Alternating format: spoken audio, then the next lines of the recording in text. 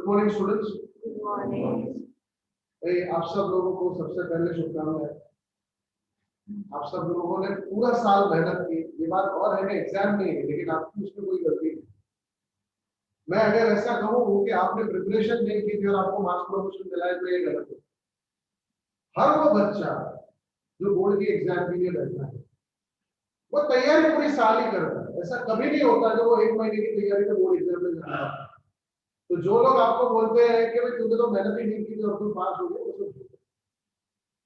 आज हम एक बड़े और इम्पोर्टेंट क्वेश्चन के लिए यहाँ पे। यूजुअली इतना समय नहीं मिलता। इस बार मार्क्स प्रमोशन हुआ है, इसीलिए मार्कशीट बनने में समय लगेगा। और जब तक आपके हाथ में मार्कशीट नहीं है तब तक आपके पास ऑप्शन है कि आप अपने करियर के बारे में सोच सकते। वरना नॉर्मल सिचुएशंस में क्या होता है, जैसे ही मार्कशीट रिजल्ट डिक्लेयर हुआ, नेक्स्ट डे क्लासरूम में मार्कशीट मिलती है। जैसे मार्कशीट मिलती है और भागा दौड़ी शुरू हो जाती है। मुझे कॉमर्स लेना है, मुझे साइंस लेना है, मुझे आर्ट्स लेना है, मुझे ये करना है, मुझे वो करना है। अब अलग अलग लोगों से ओपिनियन मांग रहे हो। किसी ने पूछा था भाई प्लीज बता दे। कुछ लोग देव कह सकते हैं बिना पूछे सलाह देने आ जाते हैं। मीटिंगें शुरू हो जाती हैं। आपकी मम्मी की बेस्ट फ्रेंड घर पे आएगी, बोलेगी मुझे ये है ना माँ यही कराया थी, मैं तुम यही कराया जा ट्यूशन भी इतने ही याद जा यही मानो सही थी, यही स्कूल सही थी। इंपॉर्टेंट चीज क्या है, जो बच्चा एग्जाम में पास होकर अपने करियर के लिए आगे जाने वाला है उससे कोई पूछता ही नहीं। आज वो भेड़ चाल वाली दुनिया चली जा चुकी है। वो युग खत्म हो गया जब डॉक्टर का बेटा डॉक्टर और बिजनेसमैन का बेटा बिजनेसमैन बना के। वो युग चला गया जब बेटियों को सिर्फ 12वीं तक पढ़ाकर घर का खाना बनाना सिखाया जाता। बोला जाता था पढ़ाई पढ़ने की छाट नहीं। आज जो जनरेशन है वो सेल्फ डिपेंडेंट बनना चाहती है। और मेरी तो तुम सब लड़कियों से एक सलाह है, बेटा जीवन में इतने कामयाब तो बन ही जाना कि कम से कम आपको अपने रोज के खर्चे के लिए हस्बैंड से पैसे ना मांगना। तुम्हारे पास इतनी इनकम तो होनी चाहिए कि तुम्हें उसके सामने बोलना ना पड़े बेटा 500 रुपया दे दो। ये परिस्थिति आपके सामने नहीं आनी चाहिए। आपको इतना कैपेबल बनना है। सी, आप जॉब करते हो नहीं करते हो, बिजनेस करते हो नहीं करते हो, प्रोफेशन में जाते हो नहीं जाते हो, आपकी चॉइस। लेकिन आपके पास वो एबिलिटी होनी चाहिए कि अगर मैं कल चाहूं तो मैं काम शुरू कर सकता हूं। ओके, अब इस रूम में 3 प्रकार की ऑडियंस है हमारे पास।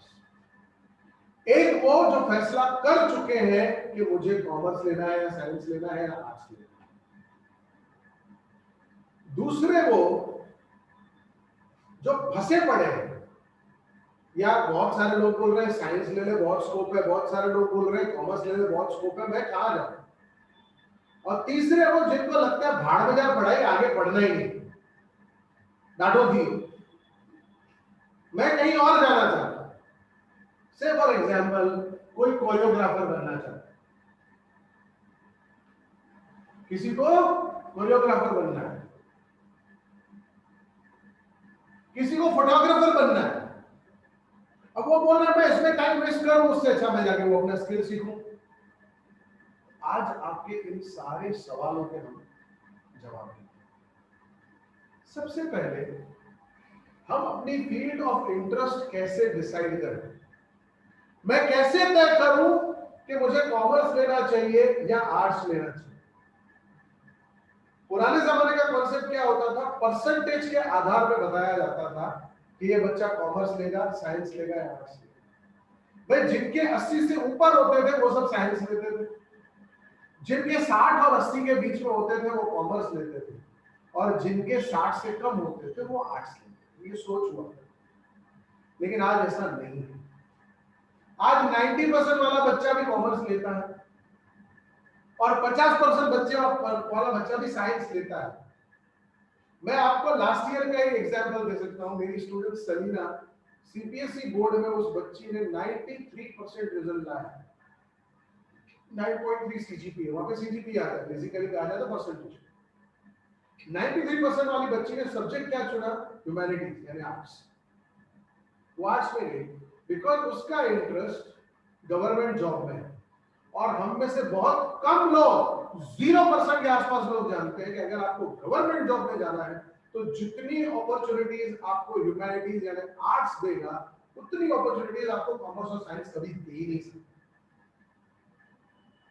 अगर आप सोच रहे हो कि मैं सिविल सर्वेंट बनूं, यूपीएससी क्लियर करूं या जीपीएससी क्लियर करूं, तो फिर आपको कॉमर्स और साइंस लेके अपना समय वेस्ट करना ही नहीं चाहिए।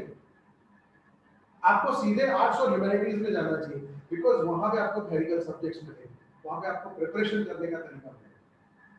तो आज सबसे पहले आप में से कितने बच्चे हैं जो कॉमर्स और साइंस का फैसला कर चुके हैं? ओके, ऑलमोस्ट सभी कर चुके हैं। अब वो बच्चे जो अनडिसाइडेड है कि मैं क्या करूं, अभी तक फैसला नहीं हो पा रहा मुझसे, ओके गुड। सबसे पहले मैं आपको बता दूं कॉमर्स किसे लेना चाहिए, साइंस किसे लेना चाहिए और ह्यूमैनिटीज में किसको लेना चाहिए। ये आंखें बंद करके लिए जाने वाले फैसले नहीं है। हमें अपना बेंड, अपना इंक्लाइनेशन, अपना इंटरेस्ट पता करना। अब सुनना मेरी बात ध्यान से कि साइंस किसको लेना चाहिए, कॉमर्स किसको लेना चाहिए और आर्ट्स किसको लेना चाहिए। सबसे पहले बात करते हैं साइंस। वो बच्चे जिनको मैथमेटिक्स और बायोलॉजी पसंद हो, बायोलॉजी समझते हो, 10th में पढ़ चुके हो आप, कोशिकाओं का विज्ञान, शरीर के अंदर की बनावट की पढ़ाई, जिसकी ड्राइंग अच्छी हो, जिसकी ड्राइंग अच्छी हो। आप सोच रहे होंगे सर साइंस टीम से ड्राइंग का क्या लेना देना? एक आर्किटेक्ट के पास, एक इंजीनियर के पास ड्राइंग एबिलिटीज बहुत जरूरी है। एक डॉक्टर के पास ड्राइंग एबिलिटीज बहुत जरूरी है। वो बॉडी के ऑर्गन के डायग्राम्स बना सके, क्लियर बना सके, ये उसके लिए जरूरी है। दूसरी रिक्वायरमेंट, आप कॉन्स्टेंटली 8 से 10 घंटे पर डे पढ़ सकते। अगर आपके अंदर ये स्टैमिना है कि मैं मोबाइल को एक कोने में फेंक कर 8 से 10 घंटे पढ़ सकता हूं, वेलकम टू साइंस, ये फील्ड आपकी। और कई सारे लोग ऐसा सोचते हैं कि साइंस बहुत महंगी स्टडी है। नहीं, बिल्कुल नहीं। आज के जमाने में साइंस महंगा नहीं। हाँ, आज से 3 साल मुझसे पहले आप पूछते तो मैं आपको कहता यार बहुत महंगा है, क्योंकि एलन में, आकाश में अगर मुझे पढ़ना होता तो साल की 1-1.5 लाख रुपए थी। लेकिन आज डिजिटल प्लेटफॉर्म्स जैसे बायजूस, अनअकैडमी, टॉपर्स, इवन एक मेरे पहचान के एक फ्रेंड है, उन्होंने बताया फिजिक्स वाला करके एक ऐप है, वो सिर्फ 4,000 रुपए लेता है एक साल। उसमें फिजिक्स, केमिस्ट्री, मैथ्स, बायो चारों सब्जेक्ट दे देगा। तो अब साइंस स्ट्रीम की पढ़ाई नहीं, आप सेल्फ स्टडी से भी बहुत सारी तैयारी कर सकते हैं। लेकिन ये उन बच्चों के लिए है जिनका डिजाइनिंग अच्छा है, जिनकी 10 से 8 घंटे पढ़ने की पोटेंशियल है, जिनके अंदर काम में लगे रहने की श्रद्धा है, कहीं मेहनत करने की ताकत, जो घंटों बिना थके काम कर सकते। क्योंकि ये दोनों फील्ड्स, चाहे मेडिकल हो चाहे इंजीनियरिंग हो, बहुत डिमांडिंग होती है। अगर आप मेडिकल फील्ड में जाते हो तो रोज के 8 से 10 घंटे क्लिनिक पे काम करना पड़ेगा और नाइट के दौरान कभी भी इमरजेंसी के लिए तैयार रहना पड़ेगा। समझे बेटा? आप अगर इंजीनियरिंग फील्ड में जा रहे हो तो प्रोजेक्ट्स के ऊपर आपको घंटों टायरलेसली बिना थके काम करना। अब आप में से जो बच्चे साइंस लेने का फैसला कर चुके वो आप विचार करें कोई। अब आते हैं कॉमर्स। तो कॉमर्स किसे करना चाहिए? वो बच्चे जिनका मन हिसाब किताब में लगता है। अब मैथ्स और हिसाब किताब में अंतर है,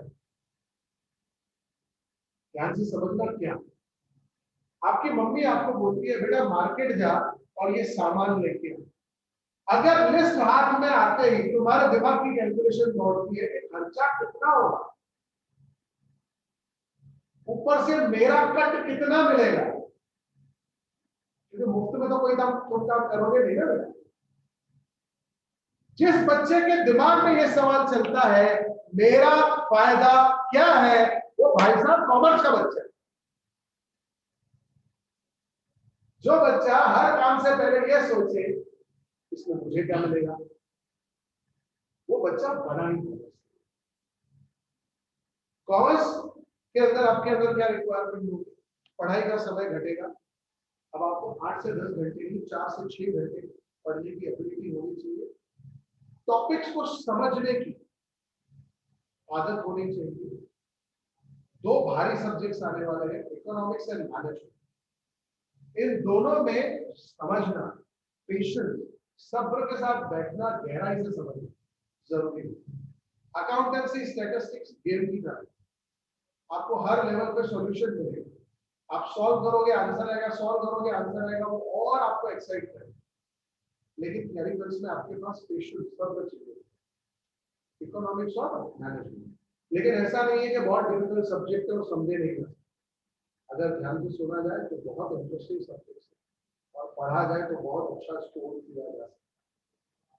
समझे बेटे ना। आते हैं मुद्दे की बात। हमारे पास साइंस स्ट्रीम में 2 ऑप्शंस निकलते हैं, मेडिकल एंड इंजीनियरिंग। लेकिन कॉमर्स है वो बरगद का पेड़ है। मैं क्यों कह रहा हूं बरगद का पेड़, उस पेड़ को खुद नहीं पता होता मेरी डेरिया कहां था। मैं अगर लिस्ट बनाऊं तो कॉमर्स में 100 से ज्यादा करियर है, 100 से ज्यादा। लेकिन आज मैं आपको बताऊंगा कि आप कॉमर्स स्ट्रीम लेने के बाद कौन सी करियर में जा सकते। 11th-12th तो आपको कॉमर्स में करना पड़ेगा, लेकिन तैयारी अब करोगे तो आगे चल के कर पाओगे। क्योंकि कुछ कोर्सेज हैं जिनके लिए कट ऑफ से, कुछ कोर्सेज हैं जिनकी तैयारी आपको 12th स्टैंडर्ड की बिगिनिंग से करना शुरू करनी पड़ेगी, वरना आप लेट हो जाएंगे। मैं आपको टॉप 5 करियर्स ऑफ कॉमर्स बताने जा रहा हूं और इसमें मैंने कुछ पुराने करियर्स रखे हैं, कुछ नए करियर्स। कॉमर्स स्ट्रीम का सबसे पॉपुलर और सबसे जाना माना करियर है चार्टर्ड अकाउंटेंट। अब कई सारे बच्चे ऐसा सोचते हैं कि सीए की पढ़ाई तो 12th के बाद शुरू होती है, यहाँ पे आप करें। स्मार्ट इंसान वो है जो बिना देर किए अपने हाथ में आए मौके को हासिल करे। आपको पता है सीए अगर 12th के बाद करना हो तो एक एग्जाम होती है जिसको कहा जाता है CPT, common proficiency test, CPT. अब आपका 12th का बोर्ड का एग्जाम कौन से मंथ में होता है, मार्च, ठीक है। और सीपीटी की एग्जाम कौन से महीने में होती है, साल में 2 बार, मई में और नवंबर में। अब जस्ट सोचो 12th की एग्जाम मार्च की 25 तारीख को खत्म हुई और मई की 10 तारीख को आपकी सीपीटी की एग्जाम। क्या आप 40 दिन में पूरी सीपीटी की तैयारी कर सकते हो? नहीं कर सकते। तो स्मार्ट बच्चे क्या करते हैं, वो लोग 12th की बिगिनिंग से ही सीपीटी का कोचिंग लेना शुरू करते हैं। पैरेलल 12th की पढ़ाई चल रही है, दिन में 2 घंटे सीपीटी का ट्यूशन भी जा रहा है। जैसे ही 12th खत्म सीधा सीपीटी का एग्जाम का प्रिपरेशन फुल ऑन मोड में आ गया। मई में सीपीटी का एग्जाम दिया, इधर तुम्हारा मई में 12th का रिजल्ट आएगा, उधर मई की एंड में सीपीटी का रिजल्ट आएगा। तुम लोग सीधे सीधे इनरोल कर सकते हो सीए इमीडिएट, तुम्हारा पूरा 1 साल बचेगा। वरना क्या गलती हो जाएगी पता है, अगर आप लोग 12th खत्म होने के बाद वेट करो और नवंबर के एग्जाम के लिए तैयारी करना शुरू करो तो 6 महीने यहाँ पे, अब नवंबर का रिजल्ट आएगा दिसंबर या जनवरी, अब आप सीए ज्वाइन कर पाओगे सीधा नेक्स्ट ईयर में, यानी आपका पूरा 1 साल बर्बाद हो। और याद रखना बेटा, लाइफ में वैल्यू पैसे की नहीं, लाइफ में वैल्यू टाइम की। अब आप सोचो कोविड की जब पूरी पीक तब ऑक्सीजन की सिलेंडर्स की मौत है ना।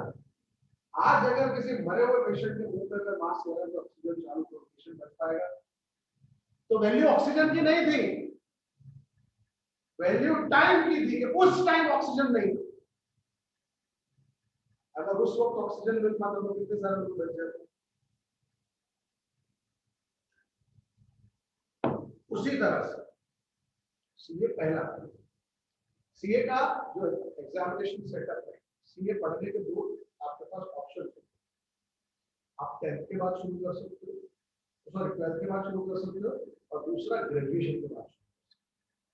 मिसाल के तौर पे आपको लगता है कि यार मैं 12th के बाद सीए नहीं करना चाहता, मैं भी श्योर नहीं, मैं थोड़ा सोचना चाहता हूँ, कोई बात नहीं, अपना बीकॉम शुरू कर लो।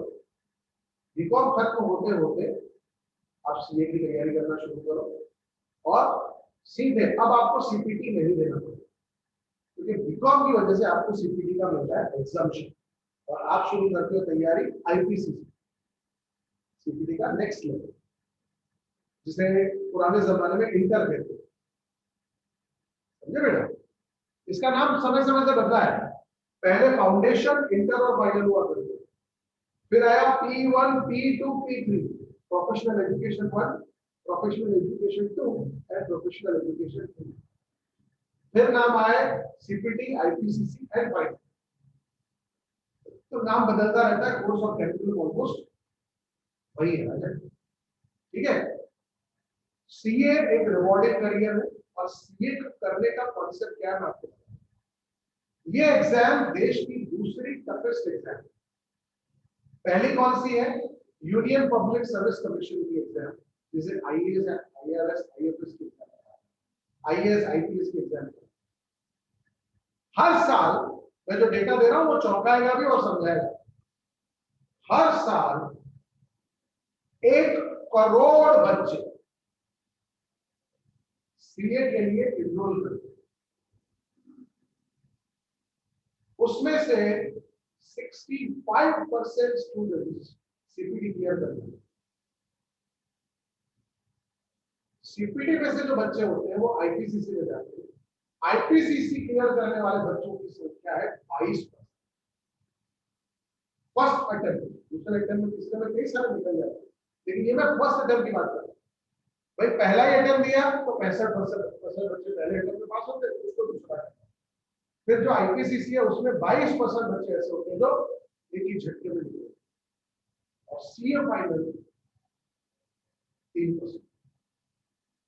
उसके बावजूद आपको हमारे समाज में बहुत सारे चार्टर्ड अकाउंटेंट दिखते हैं।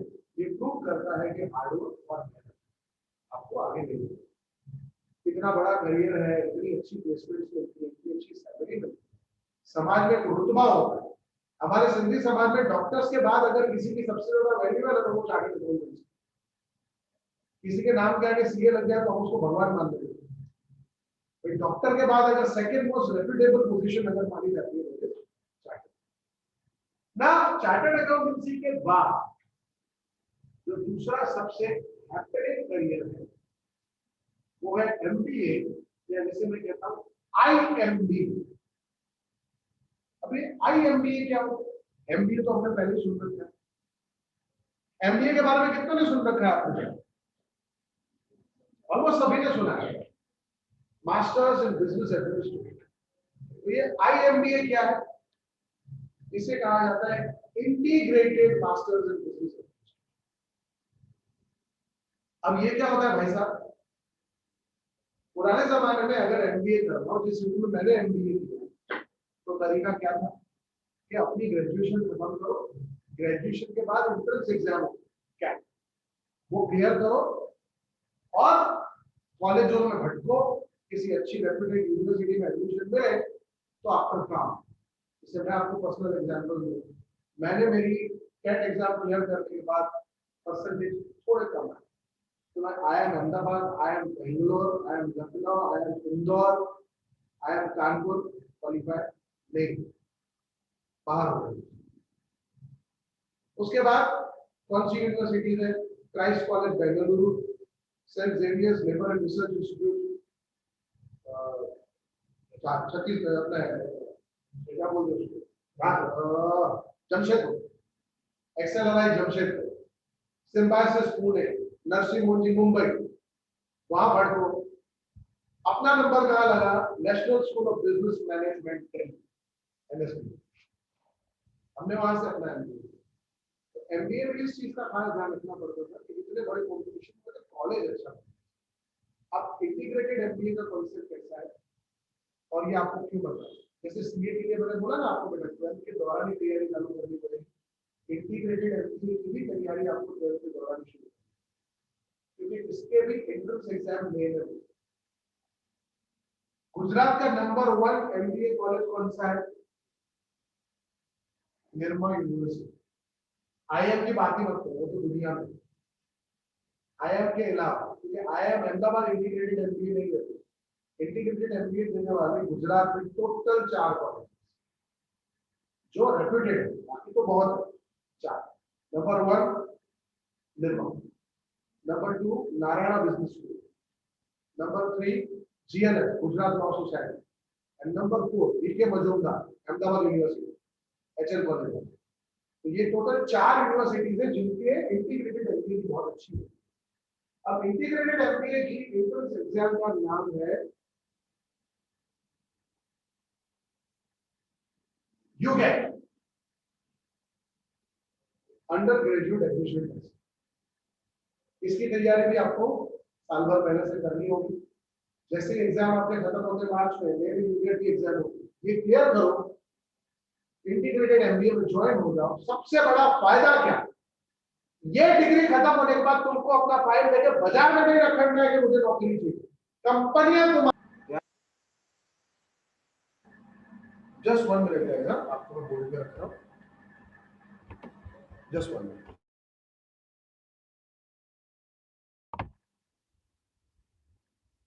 ओके, तो हम बात कर रहे थे इंटीग्रेटेड MBA। इंटीग्रेटेड MBA का सबसे बड़ा एडवांटेज आपको क्या मिलता है? कैंपस प्लेसमेंट इसमें बहुत अच्छे हैं। लास्ट 3 साल की एवरेज सैलरी, इसमें मैं हाईएस्ट वाला भी बता रहा हूं और लोएस्ट वाला भी बता रहा हूं, पैकेजेस कितने के।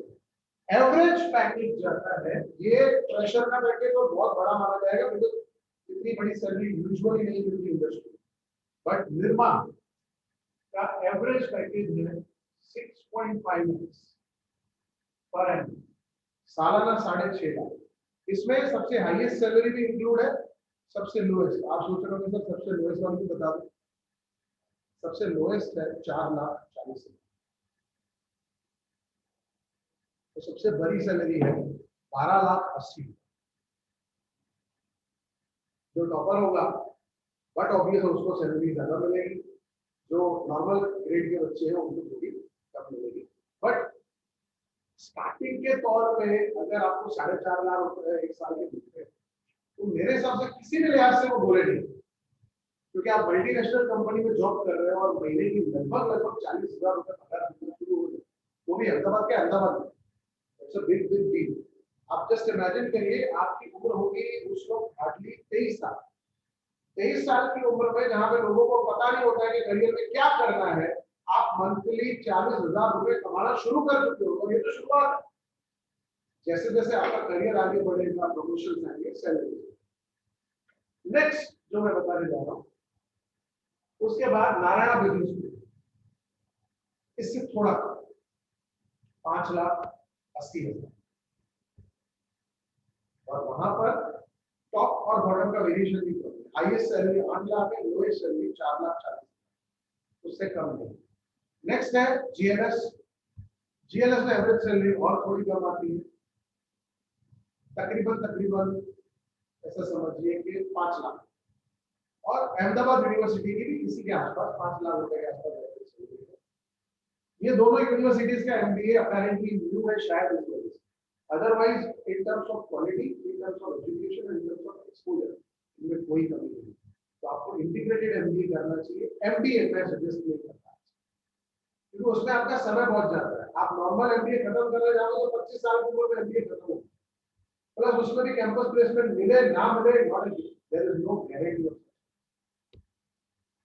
इसीलिए इंटीग्रेटेड MBA प्रेफर करो, दैट्स अ बेटर ऑप्शन।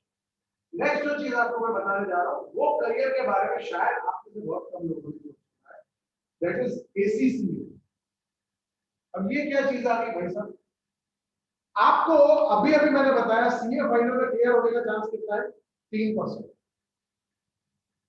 ये भी चार्टर्ड अकाउंटेंसी है, लेकिन यूके। आप बोलोगे सर इंडिया में रहकर यूके का सीए पढ़ने का क्या सर, बेटा दुनिया के 176 कंट्रीज में ये वैलिड। प्लस अकाउंटिंग ऐसा प्रोफेशन है जिसकी नौकरी करने के लिए आपको यूके जाने की जरूरत नहीं। आप यूके की ही फर्म द्वारा इंडिया में नौकरी पा सकते हैं और काम करके पैसा कमा सकते हैं। इस कोर्स की, इस करियर ऑप्शन की बहुत डिमांड होती है पिछले 2-3 साल। 5 साल पहले तक एसीसीए इंडिया में करना पॉसिबल नहीं था। पिछले 5 सालों में इसकी बूम बढ़ी। आपको एक छोटा सा एग्जांपल देता हूं, कहा सीए और एसीसीए में अंतर। क्या पढ़ाई आसान है? बिल्कुल नहीं। एसीसीए की पढ़ाई आसान नहीं है, लेकिन इनका मॉडल, इनका स्ट्रक्चर आसान है। 12th के बाद अगर आपको एसीसीए करना है तो आपको 13 पेपर देने होंगे। कहां सीए हार जाता है और कहां एसीसीए जीत जाता है। अगर हमारे सीए में भी ये ऑप्शन मिलना शुरू हुआ, मैं गारंटी देता हूं हर कॉमर्स का बच्चा सीए करने लगेगा। सीए में क्या मुसीबत होती है, और मैं अपनी जिंदगी की कड़वी सच्चाई आपसे बात करूंगा। मैंने 2005 में सीए फाइनल सीए, तब मेरे पास 6 बच्चे ट्यूशन पढ़ते थे। वो 6 के 6 पास हुए, मैं फेल हुआ। और एक्चुअली में मैं फेल नहीं था। सीए का एक ऊट पटांग सा कॉन्सेप्ट कि पासिंग मार्क्स है 40, लेकिन आपका जो ग्रुप है ना, 4 सब्जेक्ट का ग्रुप बनता है फाइनल से, उस ग्रुप में आपका टोटल स्कोर 200 होना चाहिए। मतलब एक में 60 लाओ, एक में 40 लाओ चलेगा। अगर तुमने पासिंग 40 रखा है तो फिर 40 वाले को पास कर, तो मैं एक्चुअली में फेल नहीं हुआ। मेरी बर्बादी कहां हो गई, ग्रुप ए 198, 2 मार्क्स से गए, ग्रुप बी 197, 3 मार्क्स से, दोनों ग्रुप में फेल हो गए। जबकि मैं किसी भी सब्जेक्ट में 40 से नीचे नहीं था, उल्टा एक सब्जेक्ट में तो मुझे 60 के ऊपर मार्क्स मिले थे। मतलब आपको एग्जाम्पशन मिला, मुझे कॉस्टिंग एफएम में, कॉस्टिंग एंड फाइनेंशियल मैनेजमेंट में एग्जाम्पशन मिला। लेकिन क्या करें, निराश हो गए, छोड़ दी पढ़ाई। कौन फिर से वापस पागलों की तरह पढ़े, अपना जी जलाए। सीए की पढ़ाई आसान थोड़ी है, मैंने आपको पहले बताया।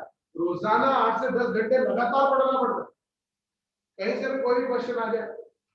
तो मैंने उस वक्त सीए छोड़ दिया। लेकिन एसीसीए का एडवांटेज क्या है, इसकी हर 3 महीने में एग्जाम, और जितने सब्जेक्ट के लिए तुम तैयार हो उसकी एग्जाम दो। सिंपल बात समझो, 13 पेपर है ना, पेपर 1, 2 आप तैयार हो, पेपर 3, 4 की आपकी तैयारी नहीं। पहले 3 महीने पढ़ाई करके आपने पेपर 1, 2 दिया, उसमें से समझो आप एक में ही पास हुए। अब वो पेपर आपको फिर कभी नहीं देना पड़ेगा, वो सब्जेक्ट गया। अगर एक सिंपल कैलकुलेशन भी लो, हर 3 महीने में तुम सिर्फ एक पेपर क्लियर करो तो भी 3.25 साल में सीए की डिग्री आ। अब आप बोलोगे सर इसके अंदर जॉब और पैसे, क्योंकि at the end of the day career चुनने के बाद ना बाप बड़ा ना भैया, सबसे बड़ा रुपया। कंडीशन तो यही है ना, अगर पैसा कमाना ना होता तो इतनी सारी मथामण क्यों करते। तो पैसा तो कमाना है, भरपूर पैसा है। आपको एग्जांपल देता हूँ समझना। आप जब सीए की इंटर्नशिप करते हो तो आपको स्टाइपेंड 3,000 रुपए मिलता है साल। मेरे जमाने में 1200, आज 3,000। लेकिन एसीसीए की ट्रेनिंग में स्टाइपेंड है 18,000 रुपए। इसलिए नहीं ये कोर्स अलग है, इसलिए कि पेमेंट पाउंड्स में हो, क्योंकि यूके की डिग्री है तो इसका पूरा ट्रांजैक्शन यूके की करेंसी में हो। तो एवरेज 18,000 रुपए तो आपको स्टाइपेंड मिलेगा। सर इसके लिए मुझे कहां जाना पड़ेगा, इसकी नौकरी कहां मिलेगी? आपको पता है दुनिया की नंबर 1 चार्टर्ड अकाउंटेंट फर्म कौन सी? दुनिया की डिलॉयट। उसका ऑफिस है अहमदाबाद में, एसजी हाईवे पे, शपथ 5 बिल्डिंग में, क्राउन प्लाजा होटल वाला बिल्डिंग, क्राउन प्लाजा के नाम से ज्यादा फेमस है वो बिल्डिंग, उसके 8th 9th और 10th फ्लोर, तीनों फ्लोर डिलॉइट के, जहां पर वो दुनिया भर का अकाउंटिंग का काम देखते हैं, जिसमें वो सिर्फ एसीसीएस को ही हायर करते हैं क्योंकि उन्हें ग्लोबल अकाउंटिंग स्टैंडर्ड्स की समझ है। वहां पर ट्रेनिंग होती है,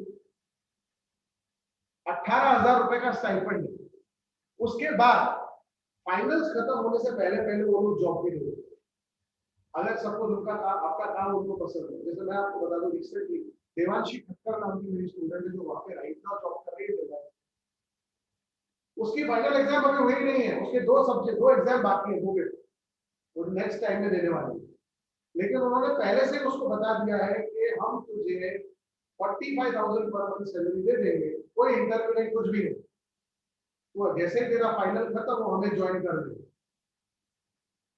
तो आप इमेजिन करिए 21-22 साल की उम्र में आपके दो काम हो जाते। एक, आपके पास एक ग्लोबल डिग्री। कई सारे बच्चे जिनके मन में चाहत होती है, मैं कनाडा जाके काम करना चाहता हूँ, मैं ऑस्ट्रेलिया जाके काम करना चाहता हूँ, मैं दुबई जाके काम करना चाहता हूँ, ये कोर्स उनके लिए बहुत है। अब सपोज आप कनाडा जाके करोगे क्या? यहां की डिग्री की वहां वैल्यू मिलेगी? आप में से कितनों को पता है कि इंडिया की ग्रेजुएशन यूएस और कनाडा में वैलिड नहीं है? क्यों पता है? हमारे यहाँ बीकॉम ग्रेजुएशन कितने साल का होता है? 3। उनको चाहिए ऑनर्स, यानी 4 साल का। वो हमेशा स्पेशलाइजेशन को चुनते हैं, वो नॉर्मल ग्रेजुएशन को वैल्यू देते ही नहीं। मतलब यहां से बीकॉम करके वहां जाओगे भी तो 1 साल और पढ़ना ही पड़ेगा वहां की यूनिवर्सिटी। इसका एडवांटेज, आप एसीसीए करके कनाडा जाइए, वहां पर 15 दिन का एक वर्कशॉप अटेंड करिए, एक एग्जाम दीजिए, आपको कनाडा की सीए की डिग्री देंगे, आप कनाडा के चार्टर्ड अकाउंटेंट बन गए। अब आप कनाडा में प्रैक्टिस कर सकते, तो आप वहां पे किसी भी कैनेडियन फॉर्म में नौकरी मांग सकते हो, आप किसी भी कैनेडियन व्यक्ति का इनकम टैक्स स्टेटमेंट फाइल कर सकते हो, आप बेसिकली कनाडा के सीए।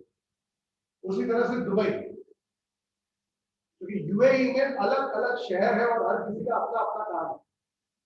जो कंसेप्ट कतर में, ओमान में चलता है, वो दुबई में नहीं चलता, अबू धाबी में नहीं चलता, शारजा में नहीं चलता। तो मैं बेसिकली दुबई की बात करता हूँ।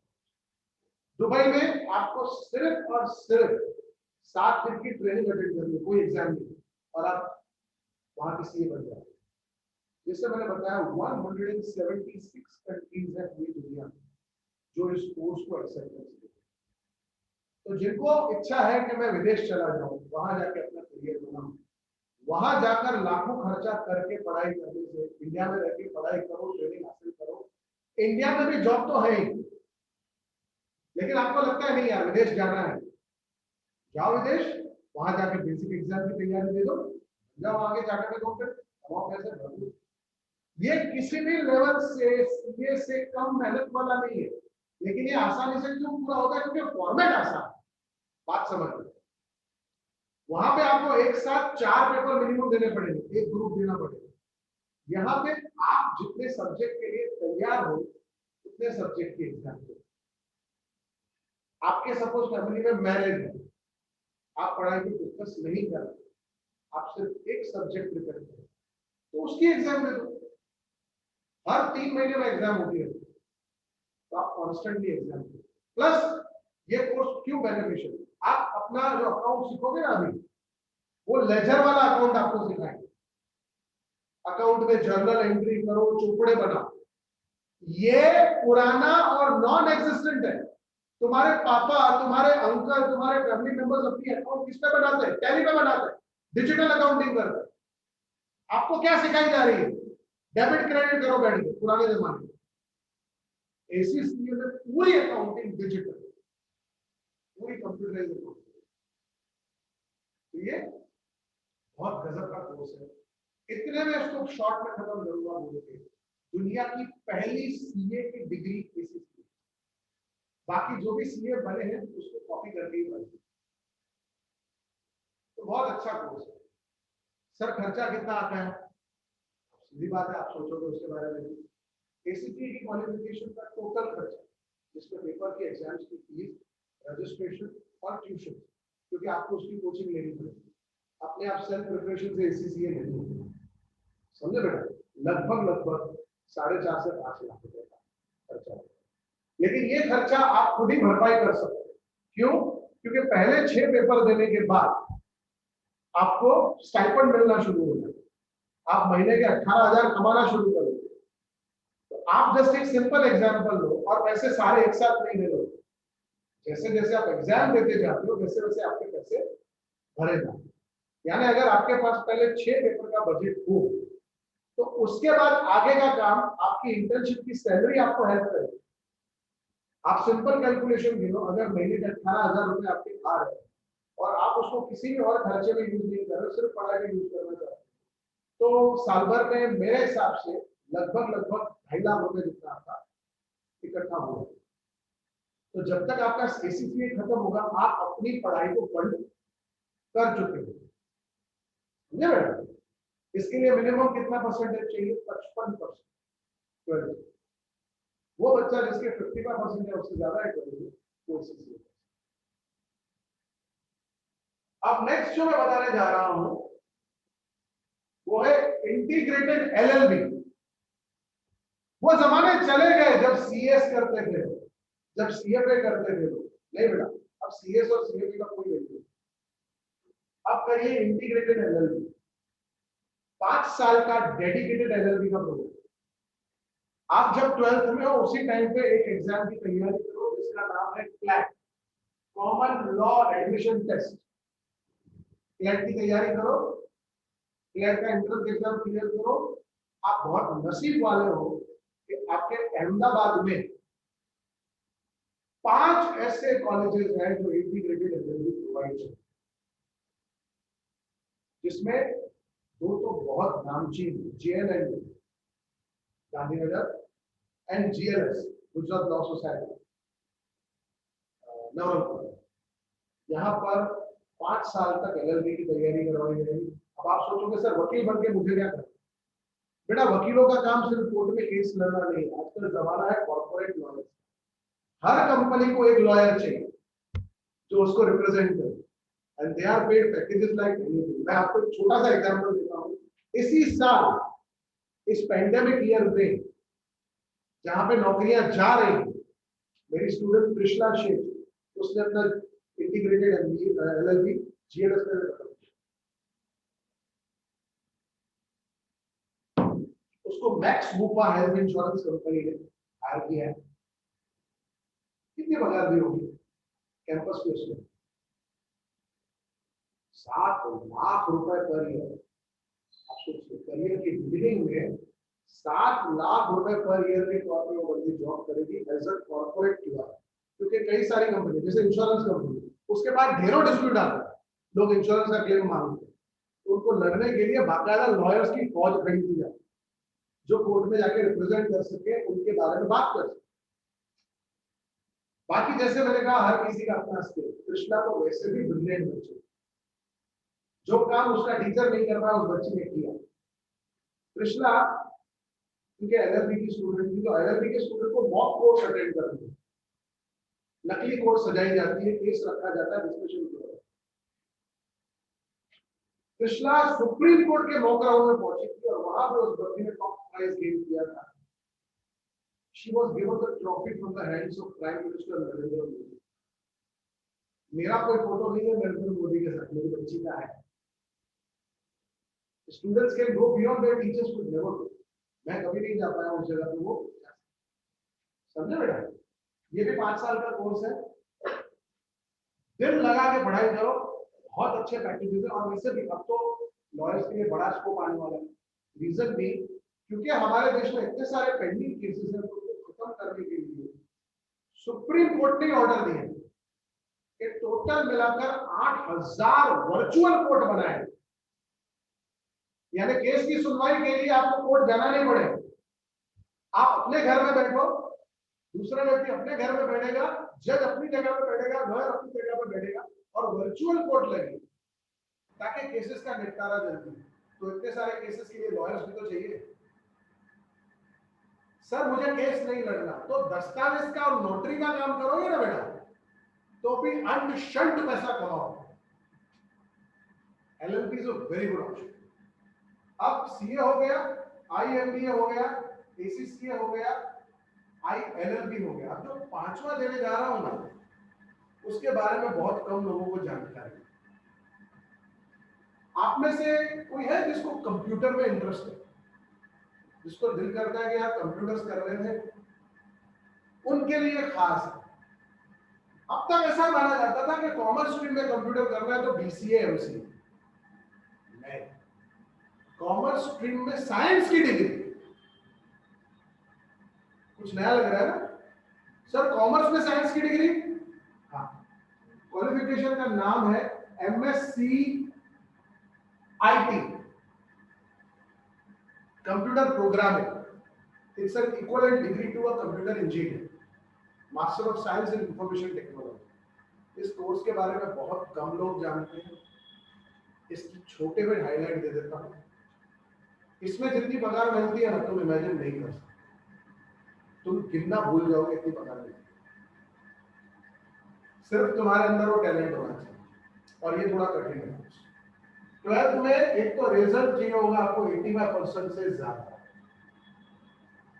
पहला हर्ड। बहुत कम बच्चे होते हैं जो 12th में 85% लाते हैं, पहली मुसीबत वो। दूसरी मुसीबत इस साल से शुरू हो रही है, पहले नहीं थी। पहले होता था मेरिट लाओ 85% और एडमिशन ले जाओ एमएससी आईटी में। इस साल से 85% plus entrance exam, MSc IT का एंट्रेंस एग्जाम होगा। क्यों? क्योंकि सीटें हैं सिर्फ 200, लेकिन ये कोर्स सस्ता है, क्योंकि ये कोर्स चलाती है गुजरात यूनिवर्सिटी खुद, और गुजरात यूनिवर्सिटी क्योंकि ग्रांटेड यूनिवर्सिटी है, तो इसमें आपके पैसे कम है।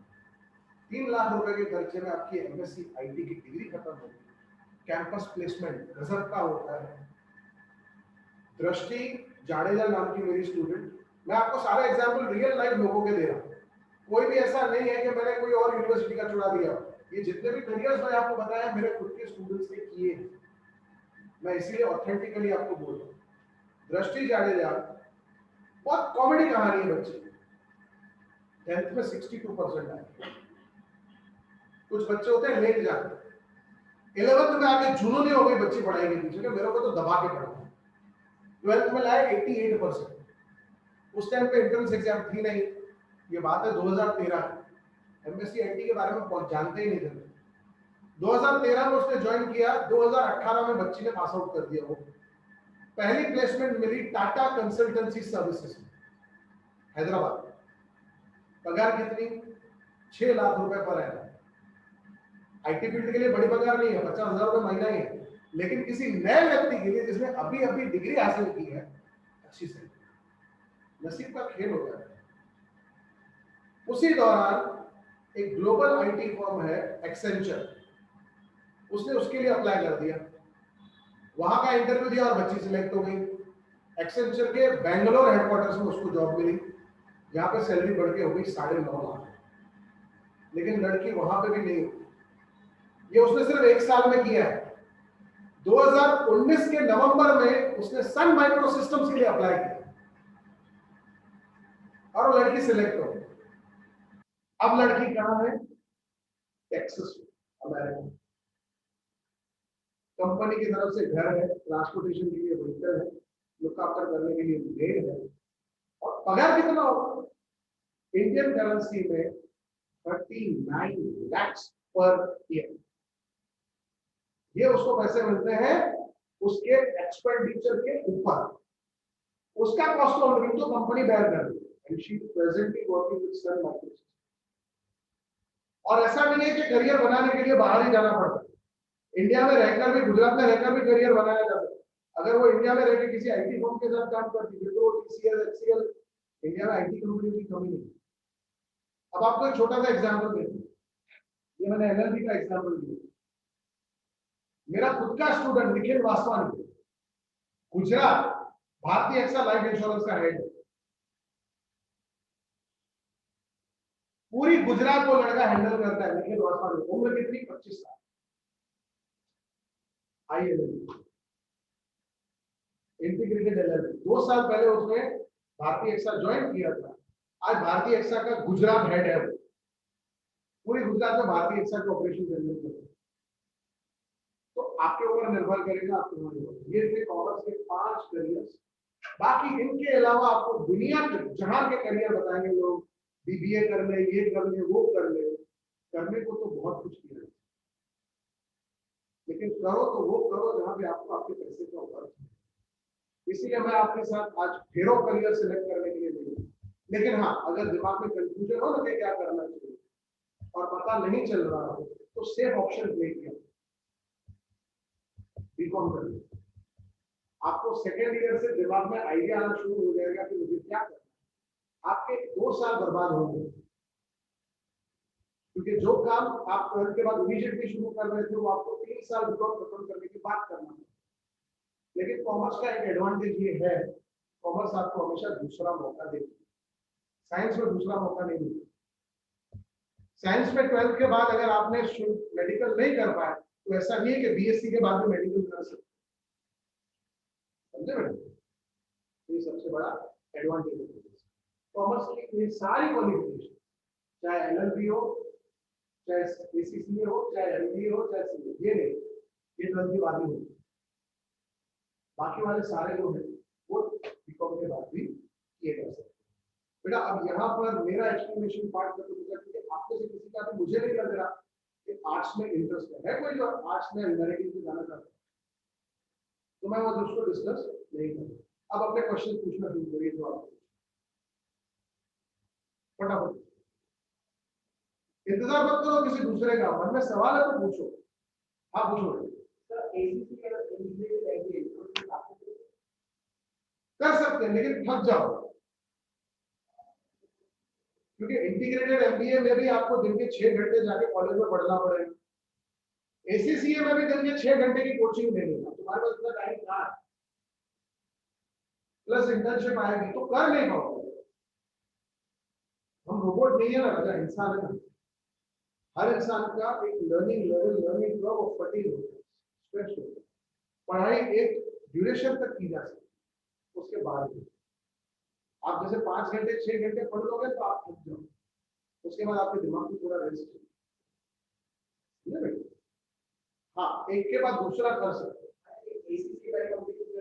आप एसीसीए करने के बाद फिर इंटीग्रेटेड क्यों करते हो? डायरेक्ट एमबीए करो ना, फिर तो कर सकते हो ना। हाँ, फिर इंटीग्रेटेड की जरूरत ही नहीं ना, फिर 2 साल का एमबीए करना है। ठीक है, ओके। एनीवन और कोई डाउट, कुछ पूछना हो? आप में से किसी को भी किसी भी करियर के बारे में डिटेल्स चाहिए कि सर कौन सी यूनिवर्सिटी जाऊं, किस इंस्टीट्यूट में पढ़ाई हो सकती है, तो आप मुझे इस नंबर पे व्हाट्सएप कर सकते हैं।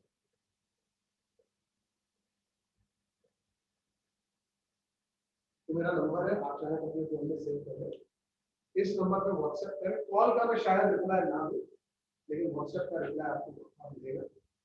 मैं रोज रात को जब अपना काम खत्म करने के बाद फ्री हो जाता हूँ तो व्हाट्सएप मैसेज चेक करता हूँ, आप पक्का मुझे मैसेज करिए, आपको उसका रिप्लाई मिलेगा। कौन सी इंस्टीट्यूट बेहतर है, कहाँ करना चाहिए। क्यों बोल रहा हूँ ये, क्योंकि कई सारी फेक डिग्री भी मार्केट में ट्रेवल करती है। जिस मैं आपको कैसे पता करने का कि भाई ये जो डिग्री मिलती है नकली है या ये जो बोल रहा है वर्जन, जिस इंस्टीट्यूट वाला आपको बोले कि डिस्काउंट सिर्फ आज तक ही है, कल नहीं मिलेगा, वो नकली। जो आपको बोले हमारे पास सिर्फ 2 ही सीट खाली पड़ी है, कल आओगे तो नहीं दे पाऊंगा, वो नकली। समझे बेटा? हमेशा याद रखो, रेप्यूटेड इंस्टीट्यूट ऐसे डिग्रीज करती ही नहीं, उसको फर्क नहीं पड़ता कि तुम उसके पास एडमिशन लोगे कि नहीं लोगे।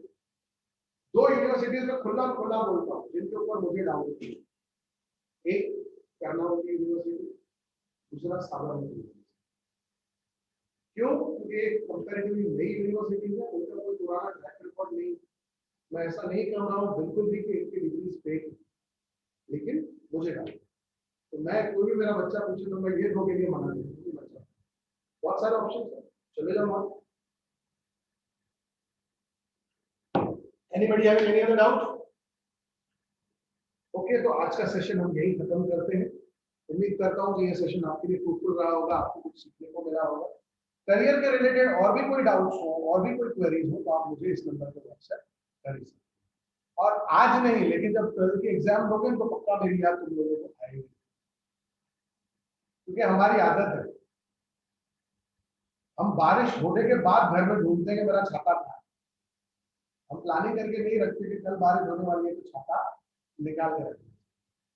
नो प्रॉब्लम बेटा, आपको कभी भी अपने करियर के रिलेटेड क्वेरी हो तो आप ट्रस्ट के ऑफिस में भी आके बात कर सकते हैं। मैं समय समय पर यहाँ पर भी आया करता हूँ, तो यहाँ पर भी आपसे मिलूंगा, वरना मेरा मोबाइल नंबर आपके पास है। एक और आपको मैं चीज बताऊँ, समय समय पर करियर से रिलेटेड मैं वीडियोस अपलोड करता रहता हूँ मेरे चैनल पे। आप यूट्यूब पे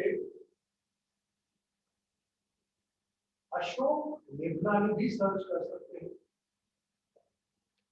मेरा चैनल है जिसके ऊपर ऑलरेडी मैंने करियर इन कॉमर्स और एसीसी इन दो के वीडियो डाल रहे हैं, और भी करियर्स के वीडियोस में अपलोड करने वाला हूँ। समय समय पर मैं करियर रिलेटेड और मोटिवेशनल वीडियो इस पे अपलोड करता रहता हूँ। पढ़ाई के रिलेटेड वीडियोस मिलेंगे, 11th standard English, 12th standard English की बेसिक वीडियोस, ग्रामर के वीडियोस इस चैनल पे मिलेंगे। तो जो वीडियोस आपको समय से मिलते रहते हैं उसके लिए आप ये चैनल भी देख सकते हैं। ठीक है बेटा, आज के लिए इतना ही। Thank you so much for joining. आज आप दरबार आए हैं, नीचे मत्था टेक के जरूर जाइएगा, भगवान के आशीर्वाद आप सबको। Thank you students.